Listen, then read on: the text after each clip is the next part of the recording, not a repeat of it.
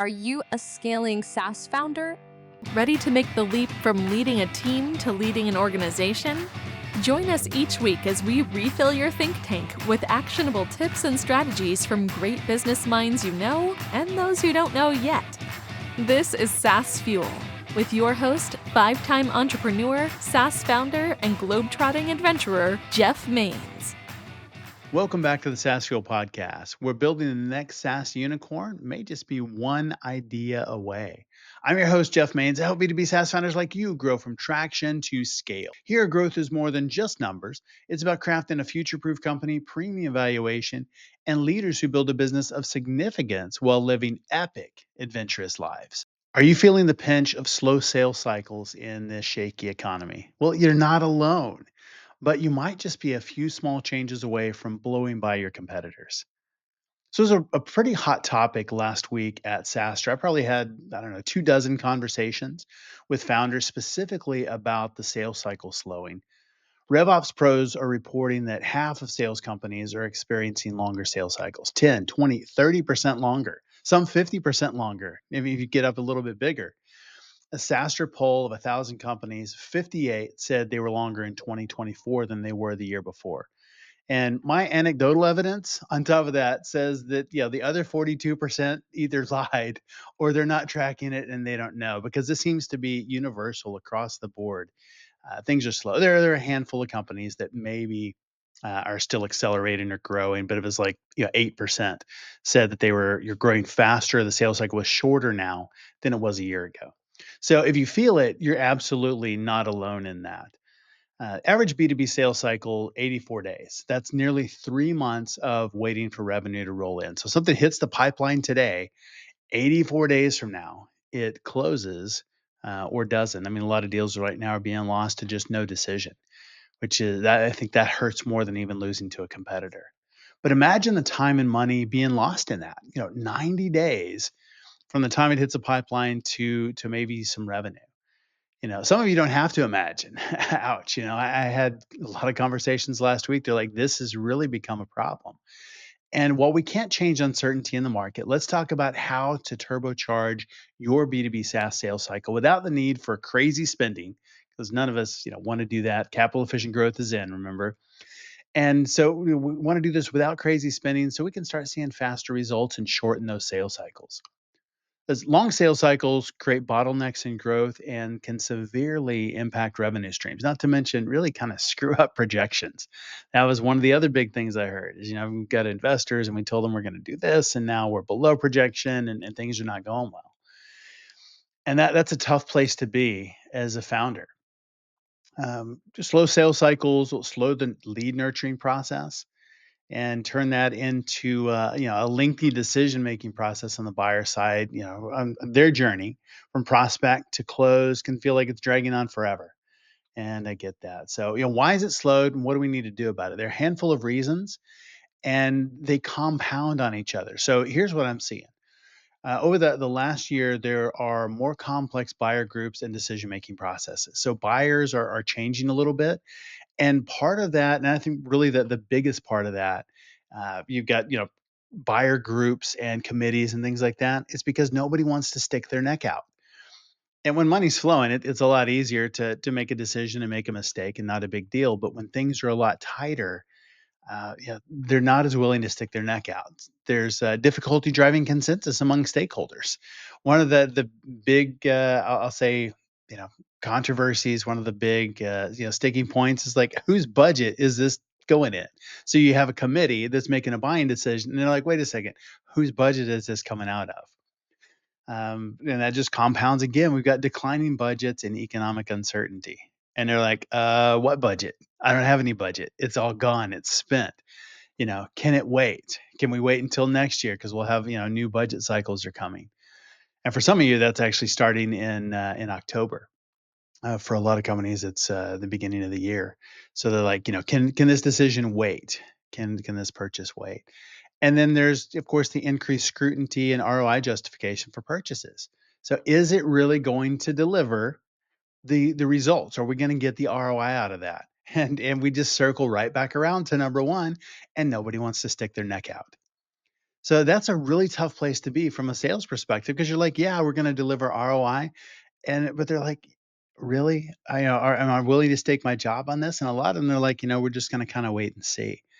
So here are three practical strategies to help you accelerate your B2B SaaS cycle if these things are sounding all too familiar.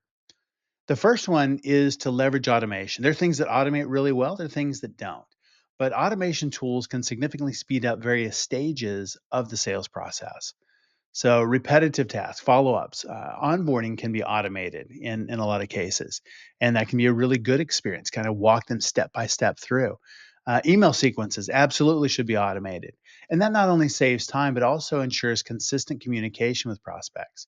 It keeps them engaged without manual effort. I mean, once they're in the process, we want to keep them nurtured. Automation's good for that. A lead nurture sequence. It's something that we've worked with a lot of the companies that we work with in really having that lead nurture sequence, especially the first 14, 21 days that they're in your world, to have very specific content, very specific messaging going out to them. It's super helpful to pre-sell. And by the time you hit that demo, they're already pre-sold and it really shortens the sales cycle. The second is improving lead qualification. A lot of time is wasted on leads that aren't a good fit. I mean, a lot of time. So tighten that qualification process by creating a very detailed ICP. Who are your best clients? And then you want to go duplicate those. Don't sign the ones that are kind of on the fringes. It's really tempting to do that, especially when sales cycles are slow, to just grab anything. And 100% of the time, it comes back to bite you. At least it has for me. Every time I'm like, I don't know if we should really do this deal, and then we do it. I always wish that we'd never done it. So just take that for what it's worth. But having that ICP criteria, leveraging data analytics, that's really helpful. But focus on those high quality leads who are most likely to convert. You reduce this time spent on chasing dead end opportunities. So your sales team, is really working on things that matter. And we want to get to yes faster. Ultimately, that's the goal. And like I said, it is hard to do when sales are slower than you want. You just, especially sales reps, they just, anything that looks or smells like a deal, they're like wishing it to become a deal. And that's one of the other reasons that sales cycles drag on and you get a bunch of deals lost to no decision. The third one is enhanced customer engagement. And I think this one is probably the most important. In the market right now, engagement is everything. So equip your sales team with content that addresses customer pain points directly. Make sure they're reaching out at the right moments in the buyer's journey. Map that out and get fanatical about the buyer's journey and make sure that you really understand what that decision process looks like. What do they need when? And add value at every single step. Don't follow up. Hey, just following up. Don't do that. Add real value in every single interaction. That means using tools that notify your reps when prospects engage with assets. It could be webinar attendance, white papers, focused demos about very specific pain points.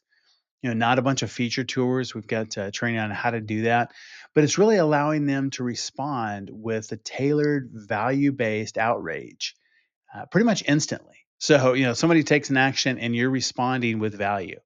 Action value, action value, action value. And that needs to be built into your sequences as well. And one of the most effective strategies for shortening your onboarding process is optimizing the first interactions prospects have with your product or service. And that can be product led growth, it can be sales led.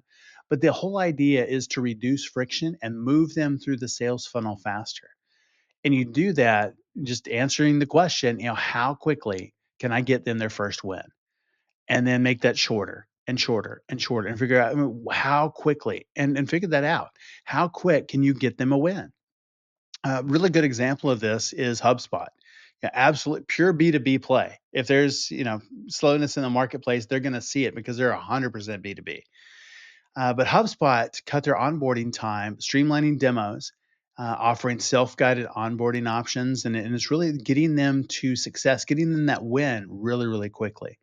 And the result, not only they closed deals faster, they also saw an increased customer satisfaction and engagement right out of the gate. So if you're PLG, somebody signs up, that's step one. But really getting them activated, getting that engagement is the key. That's when the sale is made, not when they just go put their email address in and log in. I've got tons of things that I signed up for a trial for, and 14-day trial, whatever it was, and then never logged in once. That's not what we want to see. Kind of embarrassing, but it's true. But I'm not atypical. That happens all the time. But it's really about getting that engagement, getting them a win quickly. And it shows, refining your onboarding flow can have a dramatic impact on the speed of your sales cycle, especially in tough economic times. So accelerating the B2B sales cycle doesn't mean skyrocketing CAC. All of us are trying to control CAC right now. Probably should be all the time. So it doesn't mean skyrocketing your cost or running massive campaigns, doing crazy stuff. Getting those three simple things dialed in, you can see significant results quite a bit faster. And in today's turbulent economy, maybe it changes toward the end of the year, maybe it doesn't, who knows? Doesn't really matter. We've got to figure out how to make money now in Q4 leading into Q1. And in the economy like it is today, these little changes can give you the edge you need. I'm seeing it work across hundreds of companies. Now, if you could use some help with that, just message me. Happy to talk about specific situations with you directly.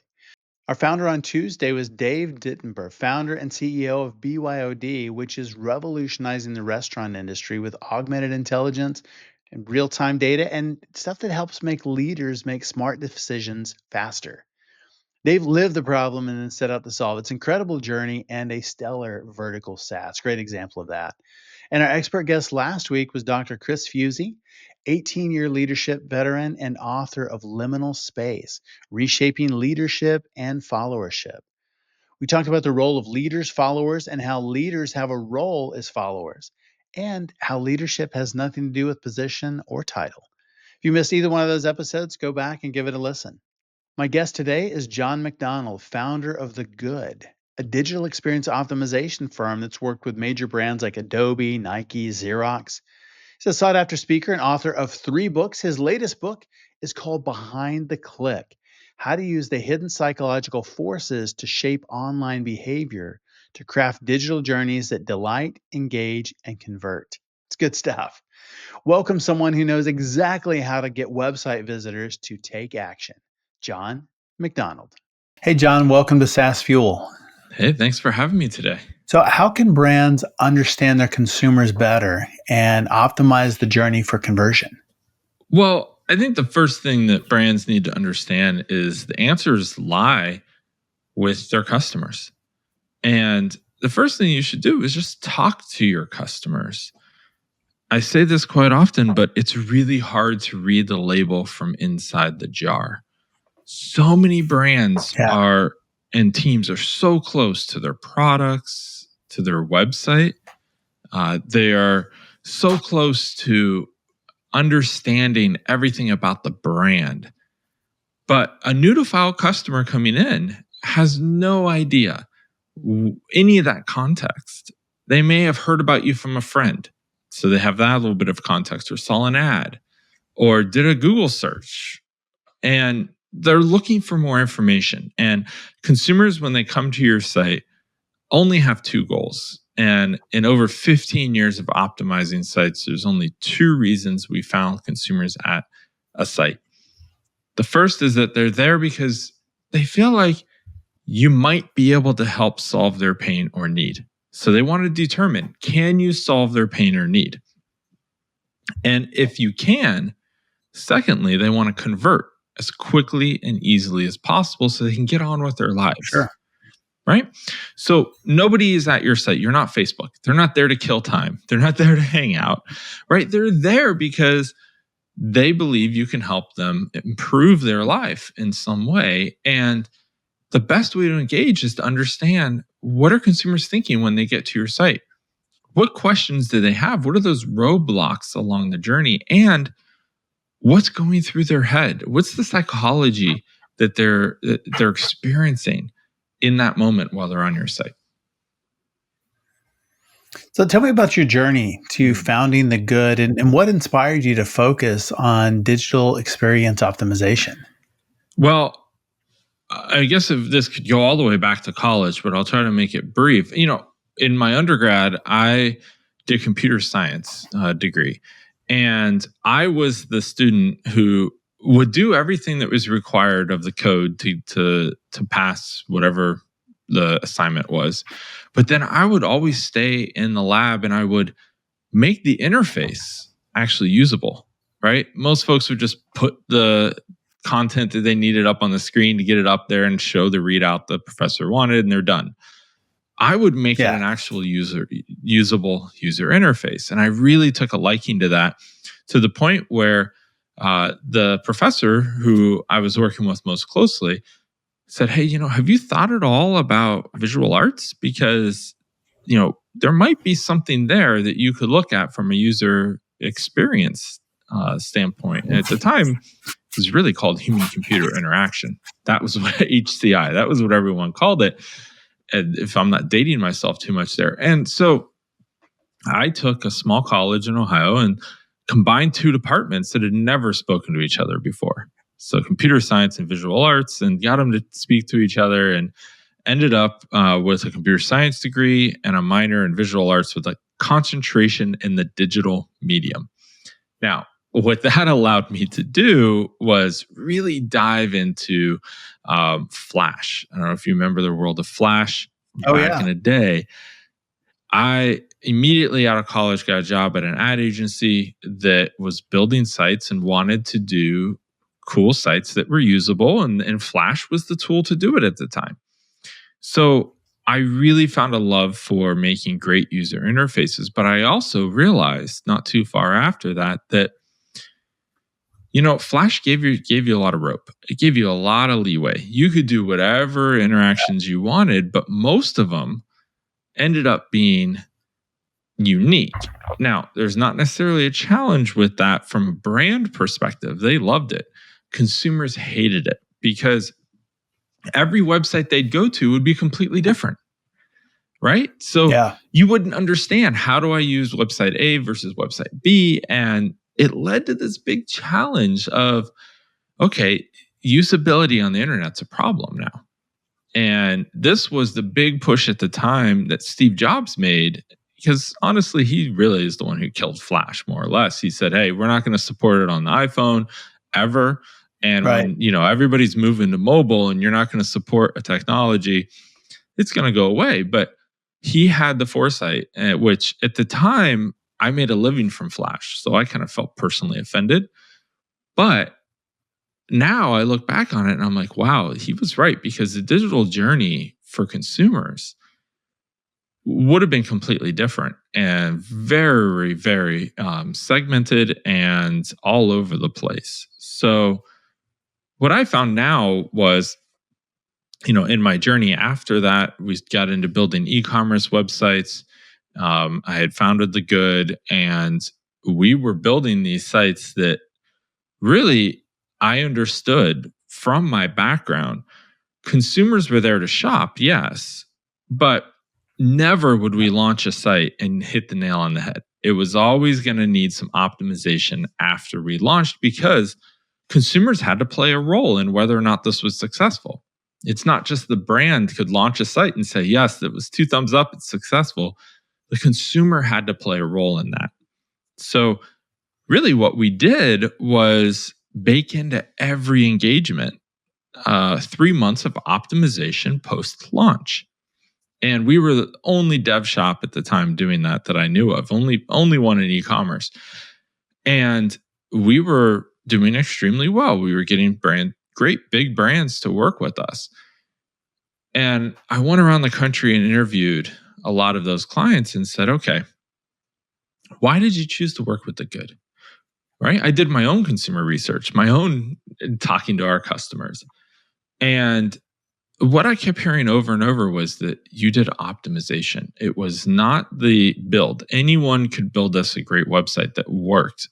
It was a commodity, but they all loved that optimization. So I pivoted The Good a couple years after starting it to just focus on optimization. And at the time, there wasn't really even the term conversion rate optimization. That industry kind of grew up around us. This is 12, 13 years ago now. So now I'm a firm believer that conversion rate optimization as an industry has really become commoditized. It's all about A/B testing. There's tons of tools out there saying they'll help optimize your conversion rates. They're all doing different things. And it's gone the way of like SEO, right? Search engine optimization, where you can find somebody on Upwork to help you for $50. They're probably not going to do much more than look through a checklist. Is it going to be helpful? That's debatable, but it has become commoditized regardless. So we are really focusing on the entire digital journey, not just that singular metric of conversion rate. And that's where we are focused now at The Good. And that's kind of the premise of your book as well, behind the click. And it's the psychological factors behind that. It's not just, the optimization on page, but there's a lot more that goes into that. So how do those psychological factors affect, online conversion? And what are some key principles businesses should understand to improve those conversion rates? Well, I think that every single element of your website is going to tell the consumer something about why they do or do not want to work with you or buy from you, right? And it may confuse them enough to look somewhere else. It may be that they're able to recognize these individual moments along the way and seize those to help improve their own journey. But as a brand, you don't want to rely on that. You need to understand what is going on in the head of the consumer at each of these steps. And of course, you should ask them. And you should do things like user testing, where you're going to send people to your site who match your ideal customer profile, ask them to complete some tasks while you, ideally record them so you have this data, but you're asking them to talk out loud about that experience. So you're able to understand, where are these roadblocks? Where are these challenges? And, I think that understanding each of these psychological principles that people are going through, and in Behind the Click, I cover 50 of them, right? I mean, everything at each stage of the journey. I actually, in this book, break it down into 4 phases of the journey. So that is what happens at the beginning of the discovery of your brand, right? So how did they arrive there? What's the context that they might have, right? If they click on an ad, read a review, what is that context they're bringing into it? Now, consumers are forming their initial impressions here. And you really need to understand how those were formed. The second phase is information gathering, right? Is this, they're answering that first question I mentioned earlier. Can they help me, right? The discovery kind of gave me that maybe a little bit of a scent that yes, this brand does have a solution. Information gathering is where I'm going to prove that out. Then decision making. And this is one singular phase, is conversion, where most conversion optimization folks now focus on, solely on this step of influencing that decision, getting that person to convert. And then the phase that I think is almost as important, but generally forgotten about, is post-purchase, right? Because you get that 100%. Conversion. Yeah, what happens? What's your onboarding like? Right? You can either trigger regret or reassure somebody at this step. And so you really want to focus on doing that to increase your lifetime value and your brand reputation. Yeah, I've definitely had that. And particularly PLG products, product-led growth, sign up for something, maybe it's a free trial, maybe it's a limited time or a free tier. And you kind of get in and you're like, I'm not really sure what to do now. And I'm just supposed to figure it out. And now I'll go do something else. Right.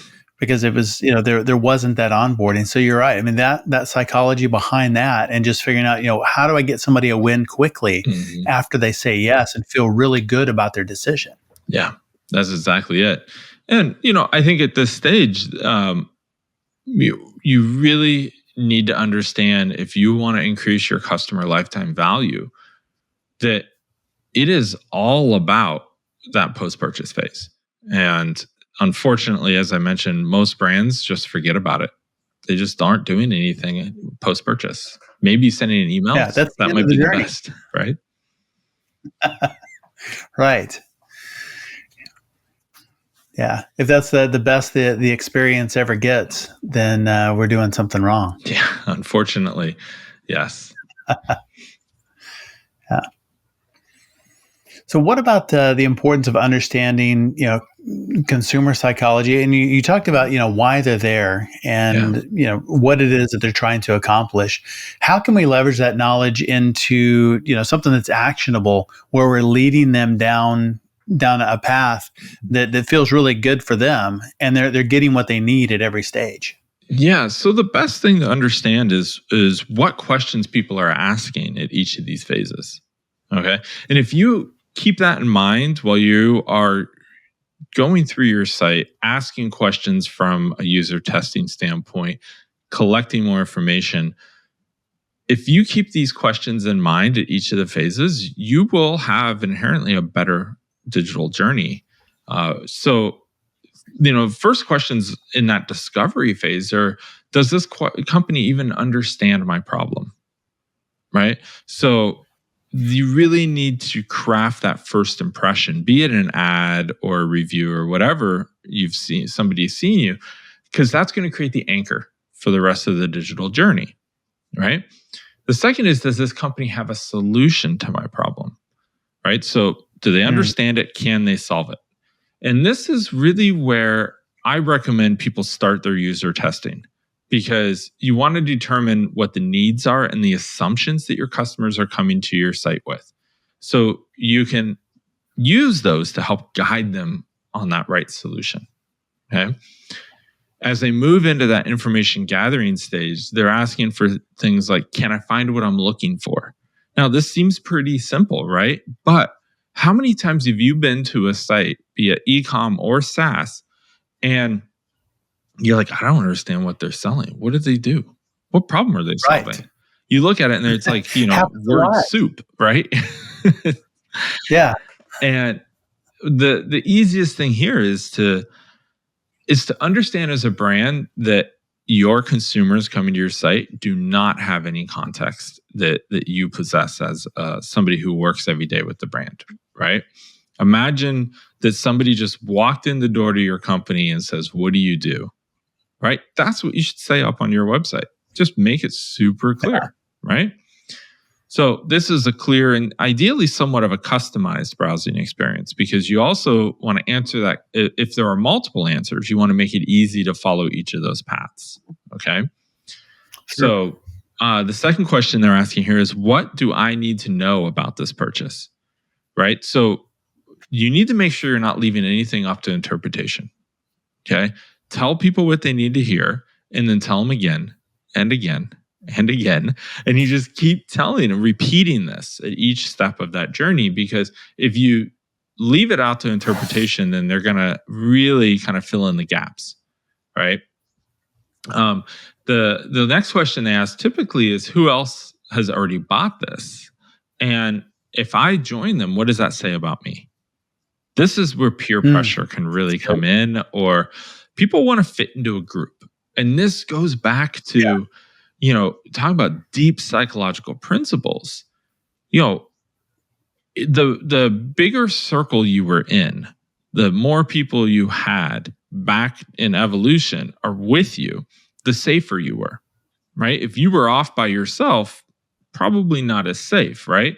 And so there's power in numbers with that. And that still plays today in making decisions, because we want to know, am I part of a group and do I fit in? And if not, what does that look like? So you want to show people exactly what their purchasing choice says about them to other people. Okay. And that can often be done through social proof. It can be done through reviews. It can be done through videos. It can be done through, day in the life of. I've seen those type of videos for SaaS products quite a bit. They've done well. But you want to help people understand if they fit in and how they will. As they move into decision making, you really want to make sure people are looking at answering things like, am I ready to make a purchase? Which of these items should I choose?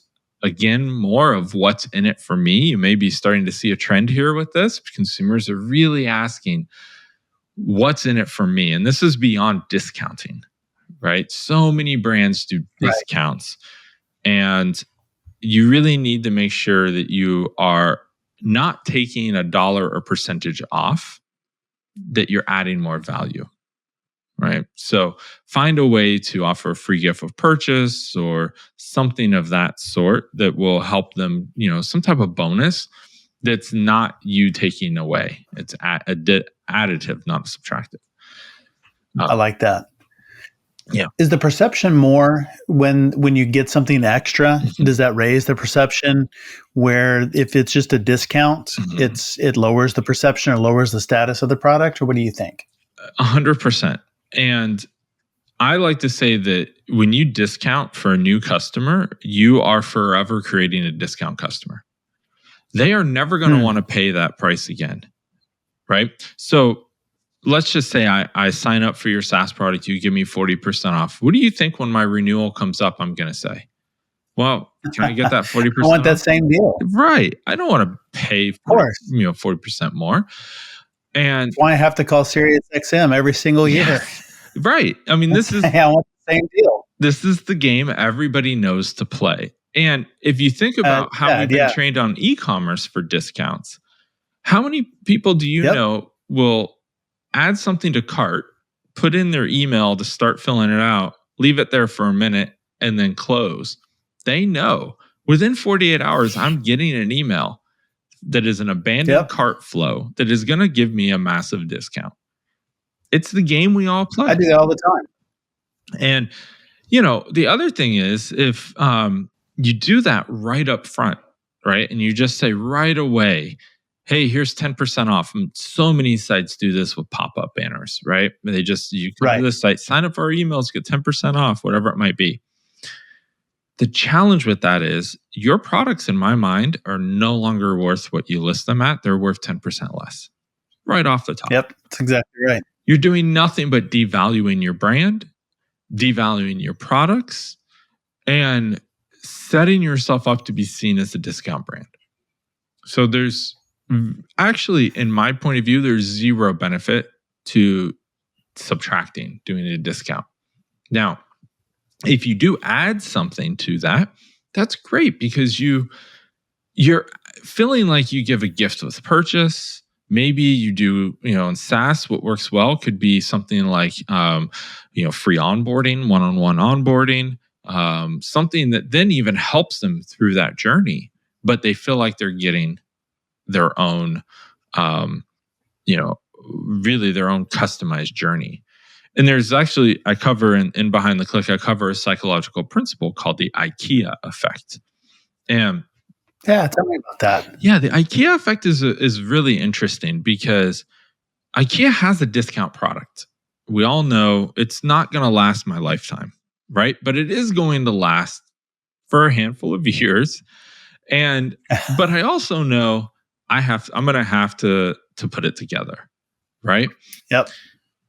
But IKEA has turned that into what has actually become known as the IKEA effect, right? And it is that if somebody has their hand in building that product, that they feel way more attached to it and actually have a more positive view of the product and the brand than if they were just to buy it and have it delivered, which is really kind of, if you think about it, most brands would think that's backwards. Be like, well, no, I'm going to make it easy for you. It's going to just show up at your house and you have a new piece of furniture and you're going to be great. Most people are like, okay, great. Well, that was so simple. Now I forgot about it. I moved on.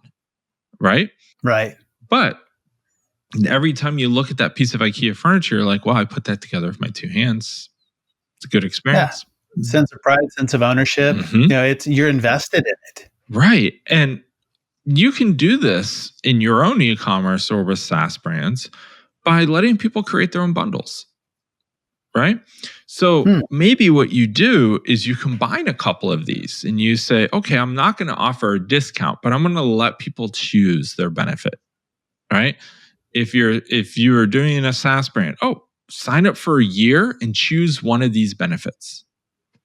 Or buy this e-commerce bundle and you can choose what your free gift with purchase is. So you have a lot of options around this that can play on these psychological principles and help you avoid the pitfalls of other ones as well. I like that.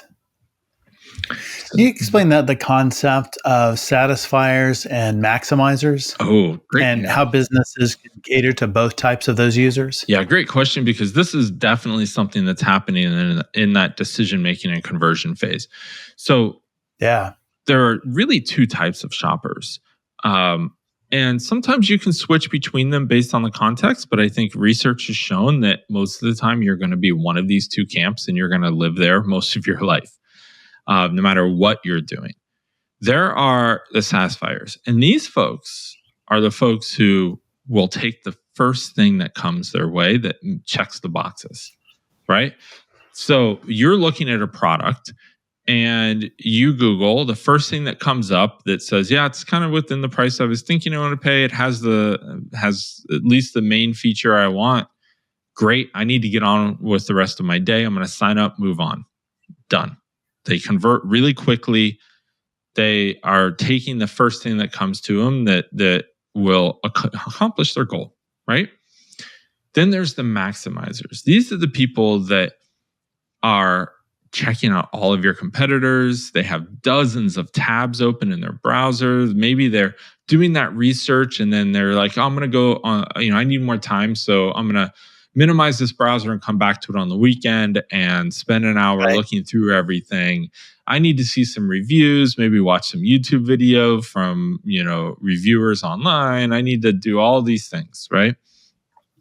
Now, a lot of folks will think, well, yeah, that makes sense if you're buying a much larger price point product, but I think you'll be surprised that this happens at every price point. Amazon has this down to a science. They make it real easy for the satisfiers to just go in and buy the one product that comes up. They say, this is Amazon's choice. It's Prime. It's the cheapest option.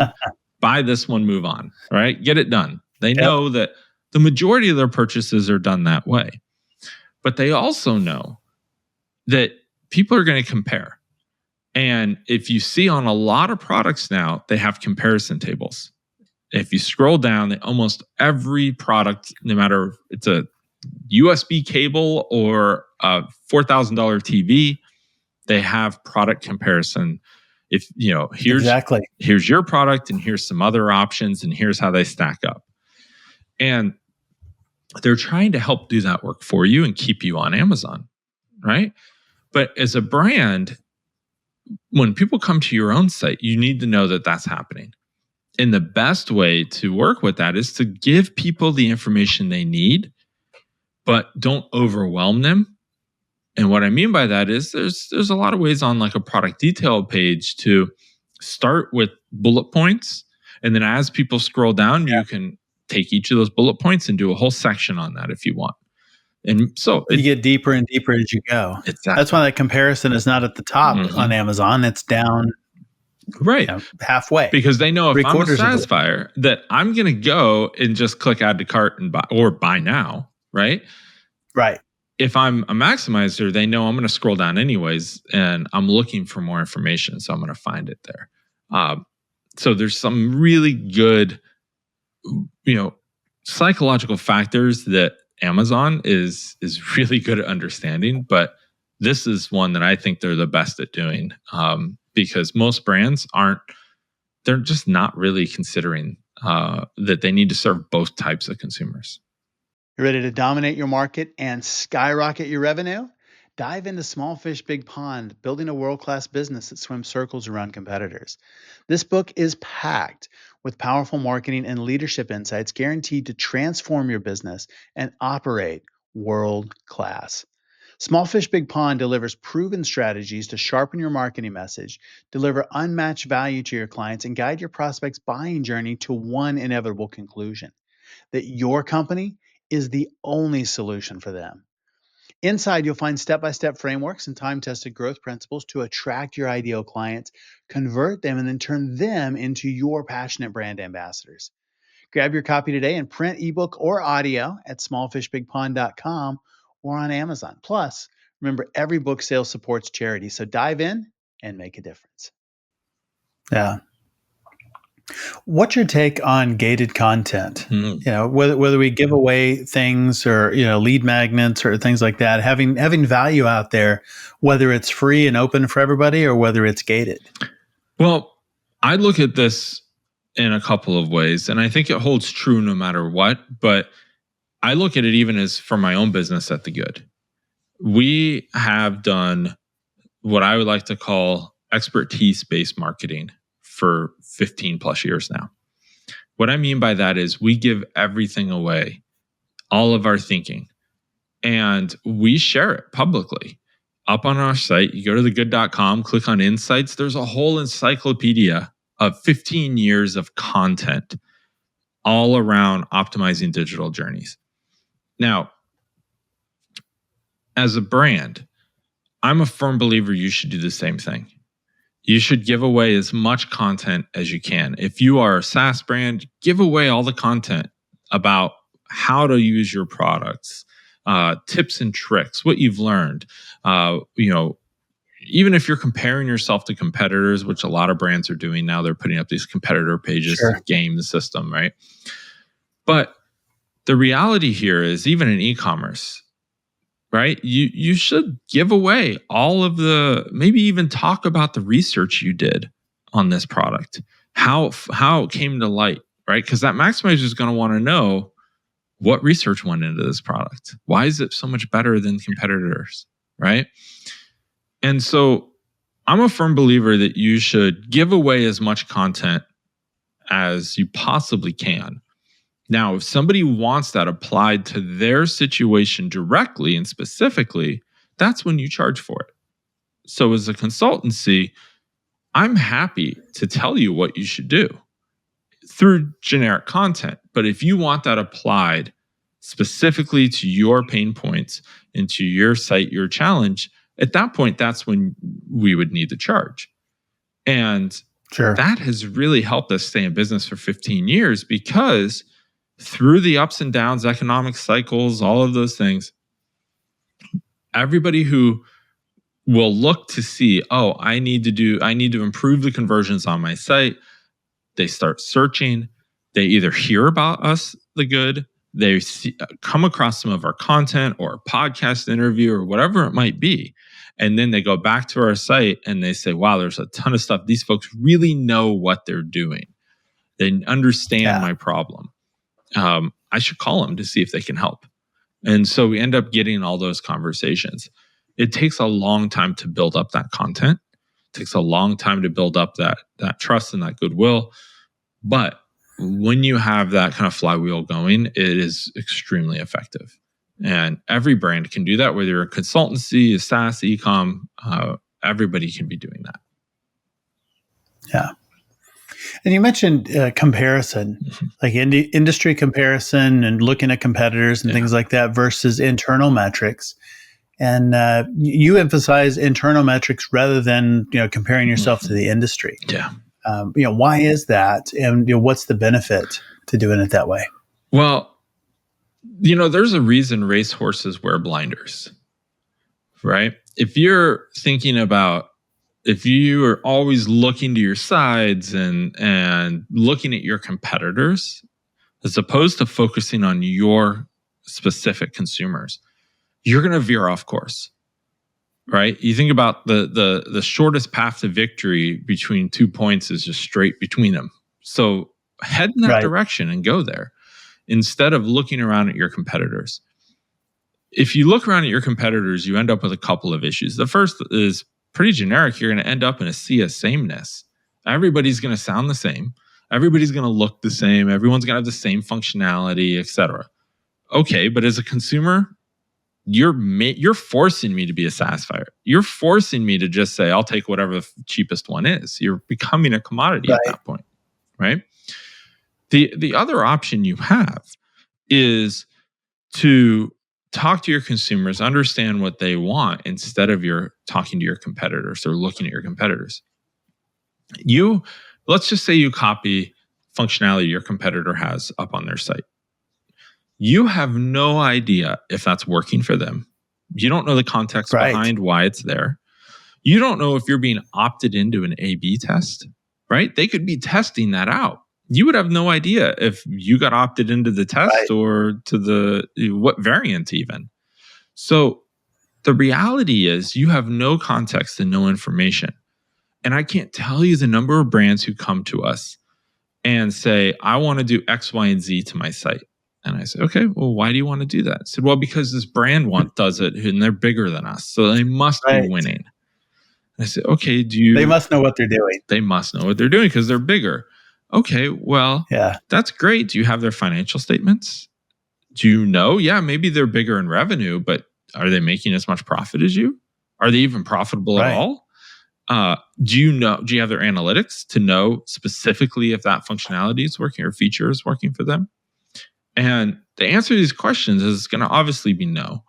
But the reality is that when you start thinking about it, as a brand, you just have no idea if things are working for your competitors in the way you want them to, or if it's going to apply directly to your consumers. So stop looking at competitors and just focus on yourself and your consumers. I promise you that's a shorter way to win. Oh, so good. Let's circle back, talk about the 5-factor scorecard. And you talked a little bit about that earlier.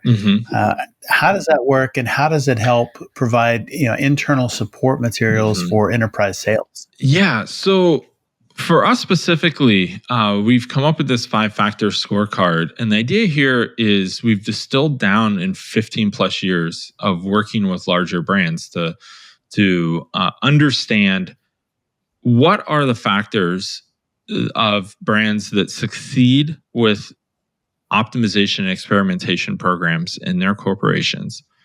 What factors do they have that other ones who are failing at it, or maybe just not as successful, don't have? And we went out and we obviously had our own thoughts on this from doing this for a number of years, but we decided to do some research and we talked to consumers, right? We talked to brands we've worked with. We've also we did a huge survey over the course of several months, got hundreds of experimentation leaders within organizations to fill out a questionnaire and give us basically a better understanding on a whole of what are those factors that really matter. How do you gain internal support? How do you get the resources you need? And I'm not just talking money. Sometimes it's building the right team internally, because optimization and experimentation is not a one-person role. It's just not. It is a team function.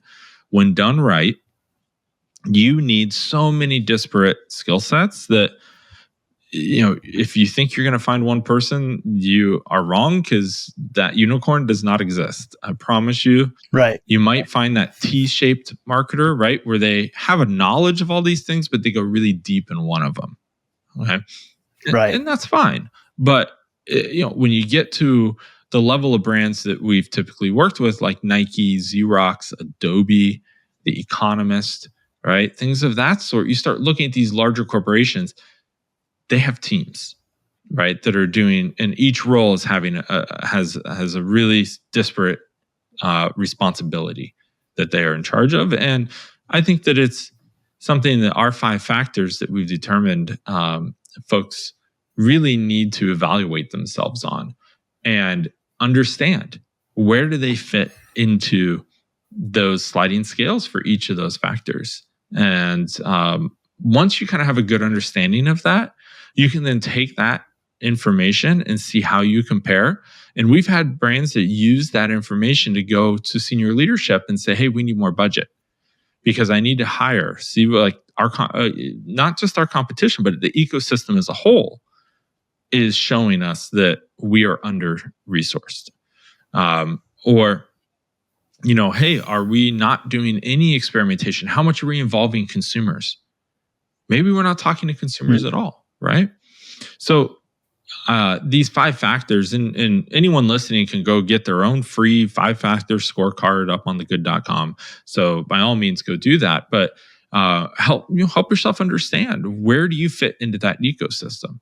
Now, if you're an e-com site that's doing 10, 20 million a year, yes, you might only have one role. And this scorecard probably isn't going to be as helpful for you, but it can help you understand where you need to go. Right. So it's not going to tell you what you need to fix right now, because you probably, honestly, at that size, don't have the resources. But as a SaaS brand or a larger enterprise brand, it can really be helpful. Yeah. So what are the 5 factors? Well, I think that the idea behind this is that, each of those 5 factors is going to tell you more about resourcing. It's going to tell you, do you have the right data foundations, right? Data is not just analytics, right? So if you're looking at data in terms of analytics, you're going to be, unfortunately, left behind, because you need way more than just data and analytics. You need to be tracking every click and movement that's happening on your site. You be doing user testing, etc. The second one is user-centered approach. Are you involving consumers? I've talked about that quite a bit, right? Yep. Super important. How often are you talking to them? What are you asking the right questions? Are you doing things like user testing or interviewing your customer support teams? Right? All of these things are really important. The next is impact and buy-in. So with this section, you're really trying to understand, can you have the right impact in the business, and do you have buy-in from everybody else? Because if you can get that buy-in, you will get the resource. You will get the tools that you need, right? So it's important that you have that lined up first. The fourth item on the scorecard is toolkit. And toolkit is really, do you have the right tools to get the job done? Most folks will say, yeah, we do A/B testing. Well, that's one tool in a larger tool chest. Okay. Sure. So if you're not doing rapid validation, if you're not doing surveying, there's so many different things and tactics that you could deploy, then unfortunately, most folks just look at the tactics and go from there. This is something that is going to really help you to understand the entire tool chest. And the fifth one is resourcing, which I've talked already about quite a bit. But do you have the resources you need to make this all happen? Yeah. Well, before jumping into tactics, what foundational steps should companies take to ensure their conversion rate optimization efforts are effective? Well, I think really from a foundational standpoint, I think involving your consumers is number one, without question. If you want to improve your conversion rate, the best thing you can do is to get that outside perspective from your consumers of what they're looking to do. And I think that, unfortunately, what most brands don't understand is that consumers are making 35,000 decisions a day. We all are, right? Some are big, like, should we quit that job? Right? Some are small, like, what outfit should I wear today? Some are so small that your brain is making that decision for you without you really even realizing it. It's subconscious, right? But this all comes back to heuristics. And heuristics are these mental shortcuts that we all take and we don't even know it's happening. And our brains do that because if I had to make 35,000 conscious decisions a day, there'd be like steam coming out of my head. I'd be overwhelmed, right? So what happens is, we all would. Yeah. So like, should I pick up that coffee cup? Okay. Should I drink? Like, think about all these things that happen every second of your life that you just naturally do without putting a whole lot of thought to it. Well, your consumers are going through this exact same thing themselves. And, I think that when you understand heuristics and you create experiences that work with them and work with the way your consumers' brains work to help them make it as easy as possible to come up with that best decision for them. And you start eliminating those obstacles. So that's where I would start, is talking to your consumers and understanding that they are overwhelmed. And you really want to make sure that you are not contributing to that overwhelm and that decision fatigue. I mean, there's several pages in the book about decision fatigue. And what people are going through and each of the psychological factors that play into that. So you've written 3 books on digital journey optimization. Behind the Click, the latest one. Mm-hmm. And I think you said 50 plus principles in there, which is pretty amazing. What are some key insights or strategies that you share in the books that every business leader should know? Great question. I think the central theme between these is that you need to be making data-backed decisions, okay? And that means that often that your consumers are going to give you that data, that not a tool, not analytics, but consumers. So if you really want to look at a certain type of tool, et cetera, what you want to do is things like session recordings, right? How are people engaging with your product or your site?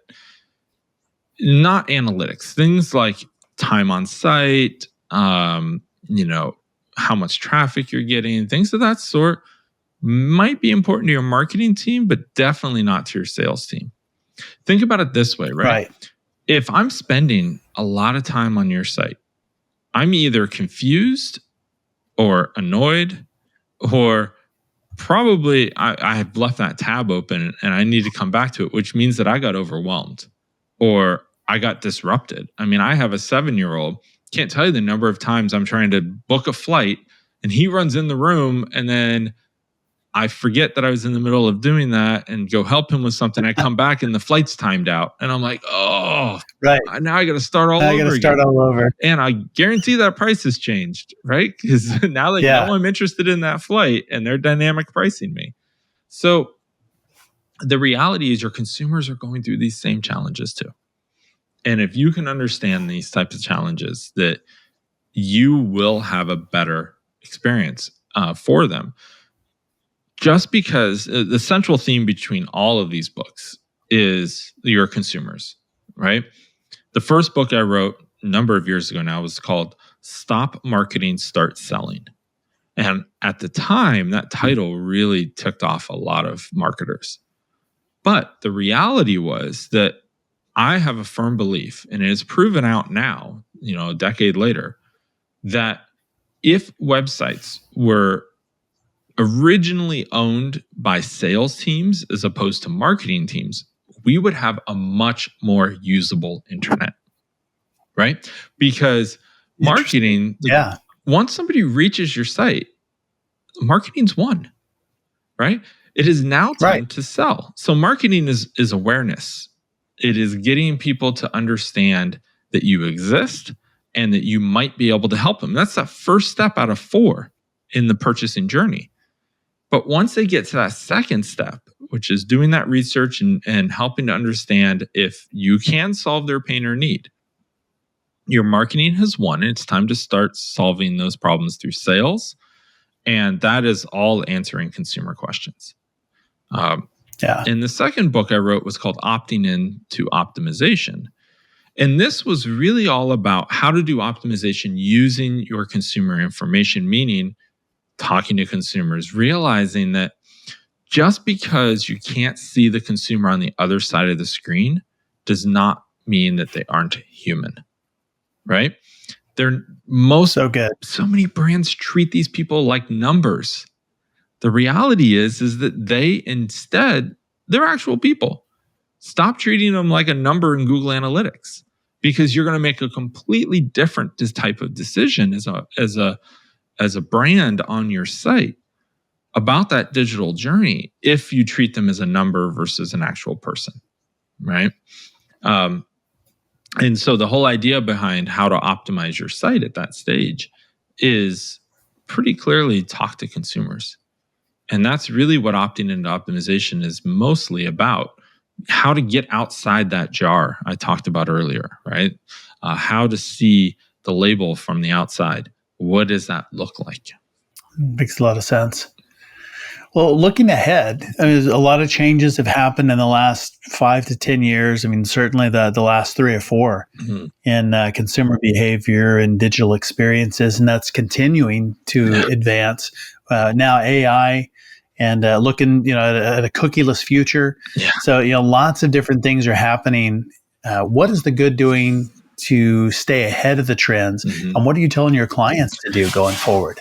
Well, I think that if you ask most people this question, they're going to immediately go to AI as the answer. I look the other way. I think, there's room for AI. Don't get me wrong. But I don't think it's the end all be all for optimizing your sites. And in fact, what's happening is so many tools are popping up right now that are trying to use AI to do all these things on your website to have better sales. Very few of those will say anything about trying to improve the customer journey, because AI inherently doesn't always improve that journey. It actually sometimes makes it more complicated, right? It's like if I want to talk to a sales associate or I want to talk to a robot, probably going to want to talk to the human, right? So I think the reality is that we're going to see in optimization AI come in, and then folks are going to swing the complete opposite direction and go back to conversations with consumers. And at that point, once you know, oh yeah, I see this trend with these consumers, at that point, you can then put all that information together and use AI to improve the journey that is fed with appropriate consumer information, desires that they have, understanding the psychological factors, which quite honestly, AI is not able to do, right? You could ask AI, what's the IKEA effect? And it will spit out the definition of the IKEA effect. Now, if you say, use that IKEA effect to optimize my site, it's probably not going to be able to do that, at least not effectively. Right. So really, I think I am in the boat that I love AI. I use it. But if you're optimizing your site, you need to have the right context, the right data, the right understanding of how to deploy these tools in the right area. So what we're telling our folks right now is, unfortunately, the solution isn't there. I can't tell you the number of times I get hit up on LinkedIn. I'm very active on LinkedIn, easy to find. But I get hit up all the time with people saying, hey, I want you to endorse my product. It's an AI for optimization. And there's always a little niche there that they're going after. And I say, okay, I'm happy to do it. Can you give me a demo? And they come back and go, oh, well, it's just a proof of concept. So the AI isn't, no, the AI, the AI will do parts of it. It's AI enabled, but then we have to go in and manually do some stuff so that it's effective. So, okay, when you get to the point where the AI can do all of it, I'm on board. I'll invest. But you know what? You got to get there first. And I haven't seen one, they all write me back and say, yeah, we're not there yet. But they're promoting these tools as AI tools. And it's like, it's not AI. It might have a bit of AI enabled to it, but it's definitely not fully AI. And that's what I caution. I think there's so much buzz around AI that it's insane at the moment. But I think that it hasn't come to where it needs to be to optimize digital journeys effectively. Hopefully it gets there, but it's not there yet. Outstanding. Well, where can people learn more about you and about The Good online? Yeah, so thegood.com. So TheGood.com, pretty simple. And if you liked what I was talking about with Behind the Click, if you go to thegood.com/BTC for Behind the Click and use BTC Podcast 50 as a code, BTC Podcast 50, you'll get 50% off, whether you get a print copy or ebook copy, whatever, off of thegood.com. It's also sold everywhere, Amazon, bookstores, etc. You can find it almost anywhere right now. So, if you want to connect with me directly, I'm very active on LinkedIn, easy to find. Go find me on there, send me a message. I do read all the messages. If you're going to pitch me on your AI product, please make sure it's actually working before you do that. It actually works. But otherwise, happy to chat. Fantastic. Yeah, everybody should follow Jon on LinkedIn. He posts fantastic content, and definitely get a copy of Behind the Click. So it's 50% off. Yeah. You're not giving us like a free bonus with it? Yeah. Well, if you want the free bonus, you can get a bundle of all 3 of the books up there. There we go. The IKEA effect. You can build the bundle. Yeah, you get the whole bundle of all 3 books we talked about briefly today, and that's the best way to do that. But yeah, by all means, go and grab yourself a copy. Yep. Everybody check out Behind the Click and go to thegood.com. Jon, wonderful conversation. Thanks for being on SaaS Fuel. Thanks for having me, Jeff. Appreciate it. Thanks again, Jon, for coming on the show and sharing your insights and resources, including half off the book, Behind the Click. So use that code, you can get half off. You can get that and learn more about Jon at thegood.com. If you want to go deeper with Jon, we're actually going to do a deep dive webinar 1 week from today, specifically about speeding up the sales cycle online and turning those web visitors into action takers. And such good stuff. But you can learn more about that. And of course, all links, highlights, resources, and full show notes are available at saasfuel.com. And check us out on YouTube as well at Champion Leadership. We've got full episodes, video shorts, outtakes, training, lots of stuff out there for you. You know, thought leaders share the love. So share this episode with someone you want to close more deals faster. How about that? Everyone who shares this week gets a sales speedometer. Just attach it to your pipeline. It turbocharges your prospects with a burst of energy, turning those hesitant buyers, they're going to put things off, into fast movers. You know, the higher the needle, the faster the deal. So, comes complete with a roaring engine sound for every closed sale. Who needs a bell when you got that, right? Join us next Tuesday, where our founder is Pritesh Vora, co-founder and head of growth for Sprinto. Sprinto is the #1 rated compliance automation platform. We'll talk about making audits and certifications painless. You know, we met at SaaS probably a couple of years ago now, and great company, Sprinto. And then next week on our SaaS Fuel Expert Series, we have Anthony Nitsos.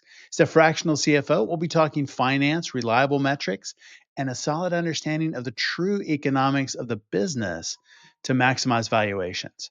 So I will see you next time. And as always, enjoy the journey. Thanks for listening to SaaS Fuel. Full show notes for each episode, which includes a summary, key takeaways, quotes, and any resources mentioned, are available at saasfuel.com. Be sure to follow and subscribe wherever you listen to podcasts. And if you're enjoying the content and getting value from these episodes, please leave us a rating and review at ratethispodcast.com/SaaSFuel. We'll be sure to read these out on future episodes.